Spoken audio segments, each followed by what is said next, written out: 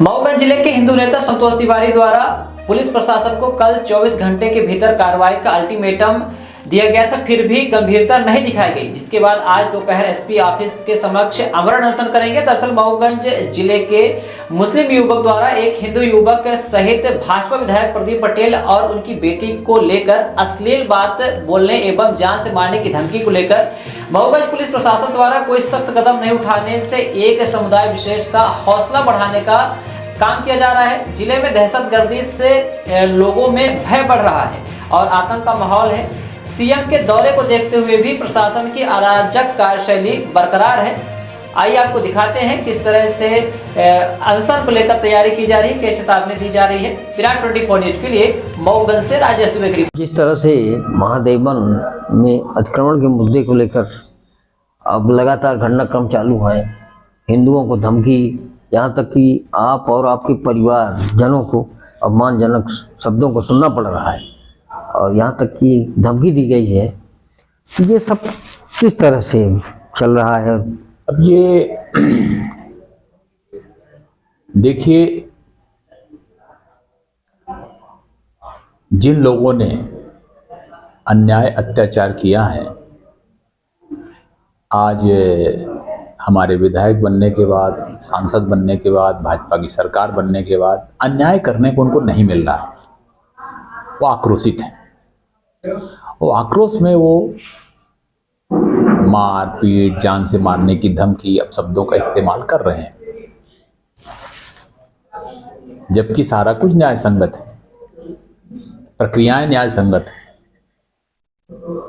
अब ये जो धमकियां दे रहे हैं, इसमें प्रशासन के लोगों को सख्ती के साथ उनके साथ करना चाहिए। पर हिंदू समाज को कहीं न कहीं एक भयभीत किया जा रहा है। सीएम का आगमन सामने है, प्रशासन जिस तरह से इसकी अनदेखी कर रहा है, तो क्या देखिए, सीएम साहब का आगमन हो रहा है जी, और सबको जानकारी में है। आईजी से लेकर के थाने तक में बैठे सभी वरिष्ठ पुलिस अधिकारियों की जानकारी में है। सब लोग तैयारी में भी लगे हैं, कमिश्नर से लेकर के नीचे तक सब लोग तैयारी में लगे हैं, कलेक्टर भी तैयारी में। अब इस बीच लोग बाग इस तरह के जो मैंने ऑडियो जो वायरल हुए, हमने भी सुना है, हमको भी दुख लगा, और मैंने कोई इस मामले में कुछ मैं कह नहीं सकता। केवल प्रशासनिक, आप और आपकी बच्चियों को भी कहीं न कहीं पर निशाना साधा गया। बिल्कुल निशान साधा गया। 14 तारीख के बाद कार्यक्रम होने के बाद मैं इस मामले में ऊपर भी बात करूंगा और अन्य लोगों से भी बात करूंगा, और कार्रवाई करने के लिए मैं देखता हूं कि जिन लोगों के साथ इन्होंने मारपीट, जान से मारने करने धमकी दी है, उसमें पुलिस प्रशासन ने कहां तक क्या कार्रवाई है। मुझे पूरा भरोसा है कि कार्रवाई करेंगे, पुलिस शक्ति के साथ, एसपी शक्ति के साथ कार्रवाई करेंगे। कहाँ हो पा रही सर? भरोसे की बात आप कर रहे हैं, लेकिन हिंदू समाज के लोगों द्वारा इसकी शिकायत भी लगातार की गई है। लिखित शिकायत थाने में दी गई, कुछ शिक्षक कार्यालय दिया गया। कल के लिए ज्ञापन है, अल्टीमेटम है, सीएम का कार्यक्रम है, तब भी प्रशासन को इस बात से कोई फर्क नहीं पड़ रहा। नहीं, मैं बात करता हूँ। हालांकि हिंदू समाज थोड़ा आहत है, और हिंदू समाज के अंदर ये मान के चले कोई हिंदू को कमज़ोर ना समझे। अगर कोई हिंदू को कमज़ोर समझेगा तो आने वाले समय में टकराहट और बढ़ेगी, और हिंदू समाज ना किसी के साथ गलत बर्ताव करता, ना उनके किसी शास्त्र में, ना हिंदू समाज की संस्कृति में, ना उनकी परंपरा में कहीं किसी के साथ भेदभाव या व्यभिचार या गलत करने का ऐसा कुछ लिखा हुआ है।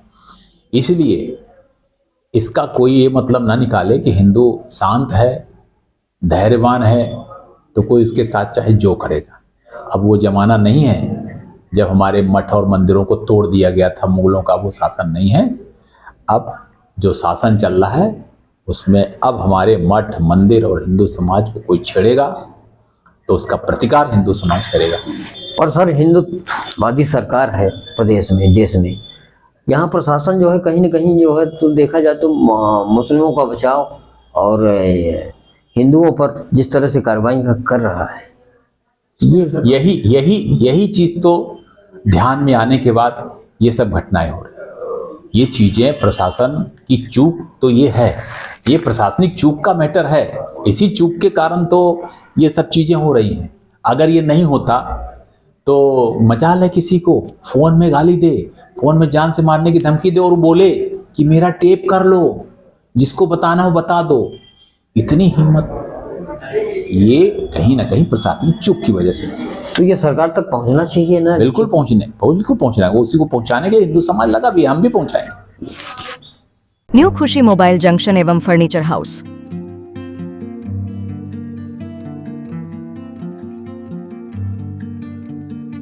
खरीदे सब कुछ एक ही जगह पर आसान सी किश्तों में।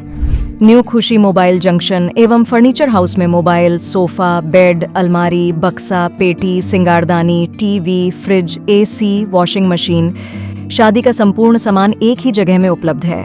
हमारे यहाँ 0% फाइनेंस की सुविधा उपलब्ध है और 5 मिनट में कहीं के भी आधार कार्ड से आप फाइनेंस करवा सकते हैं। शादी का संपूर्ण इलेक्ट्रॉनिक और फर्नीचर सामान खरीदने पर पाए भारी छूट और सुनिश्चित उपहार। हमारे यहाँ मेगा एक्सचेंज ऑफर में पुराने के बदले नए सामान उचित मूल्य में दिए जाते हैं। हमारा पता है न्यू खुशी मोबाइल जंक्शन एवं फर्नीचर हाउस, ढेखा तिराहा, रीवा। हमसे संपर्क करें 89 89 90 19 92 और 62 64 72 0 23 3 नंबर पर।